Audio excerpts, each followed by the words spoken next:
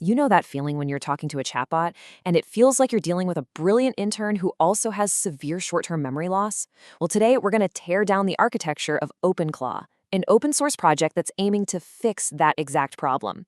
And this isn't just another chatbot, folks. We're talking about a huge shift towards an AI agent that's persistent, autonomous, an AI that actually remembers what you tell it, and, this is the big one, can actually do things for you.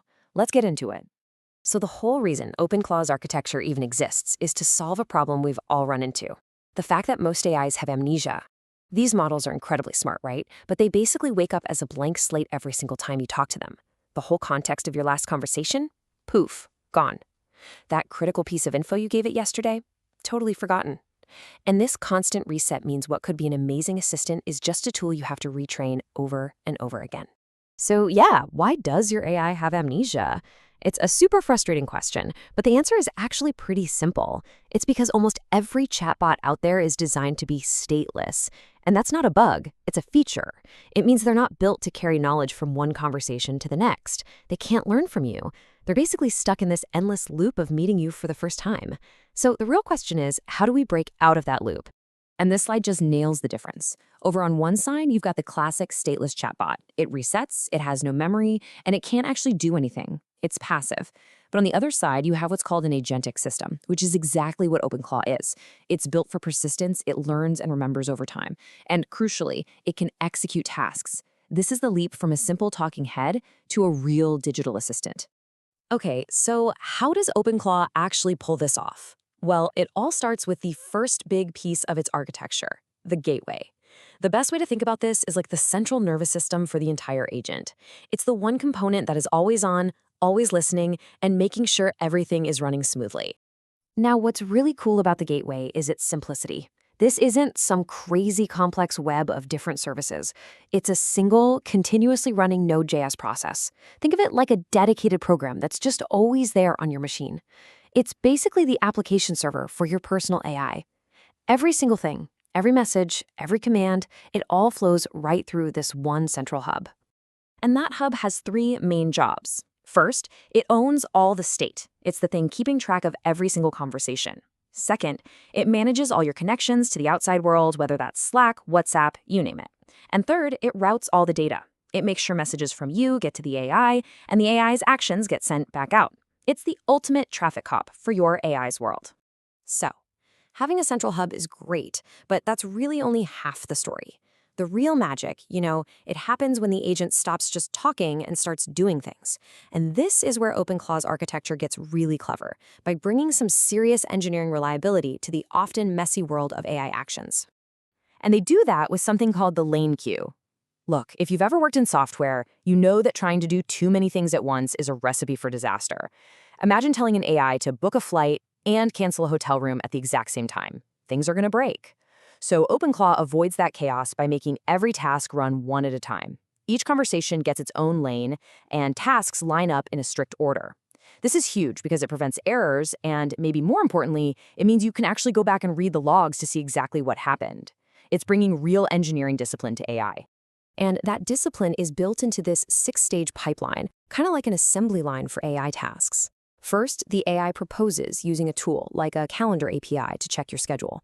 Second, an executor actually runs the command. Third, a parser cleans up the messy result. Fourth, and this part is so important, that result gets turned into structured evidence, which is just a clean summary of what happened. Then that evidence is fed back to the AI, which looks at it and decides what to do next. It's a closed, controlled loop that turns a vague idea into a reliable action. All right, now we get to what I think is the most groundbreaking part of OpenClaw's architecture. We've seen how it acts, but how does it actually remember? This is their answer to the AI amnesia problem, and it's so much simpler and more powerful than you might think. It puts you, the user, right back in control. This quote right here is the entire philosophy. Instead of burying its memories in some complicated hidden database in the cloud, OpenClaw's memory is just a bunch of plain text files on your computer. That's it. What's written in those files is what the AI knows. This makes the whole thing completely transparent. You can literally open the files, read them, and even edit them. You are in total control of your AI's memory.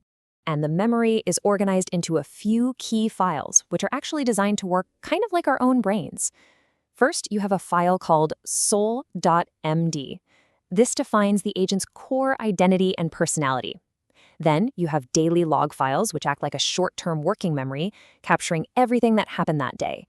And finally, there's memory.md. This is for the important long-term stuff you want it to remember forever, kind of like our own cherished memories. So you might be wondering, how do simple text files become a powerful, searchable memory? Well, that's the clever part. OpenClaw takes all these plain Markdown files and indexes them into a local database file. This lets the agent do what's called a hybrid search, where it can look for both exact keywords and things that are conceptually related using vectors. So you get the best of both worlds, the simplicity of a text file and the power of really advanced search. This table just lays it all out perfectly. Traditional systems using a technique called RAG usually have their source of truth in a vector database, which is basically a black box. OpenClaw uses human-readable Markdown files. Traditional systems use a cloud service. OpenClaw uses a local file on your machine. But the biggest difference? Human readability. With OpenClaw, you can actually read and understand your AI's memory. It's not some abstract concept in the cloud. It's your data on your computer. So when you put all these pieces together, the central gateway hub, the reliable execution engine, and this totally transparent memory system, what you end up with is something much, much bigger than just an AI agent. What you really get is a brand new kind of personal operating system. Let's just quickly run through those core principles one more time.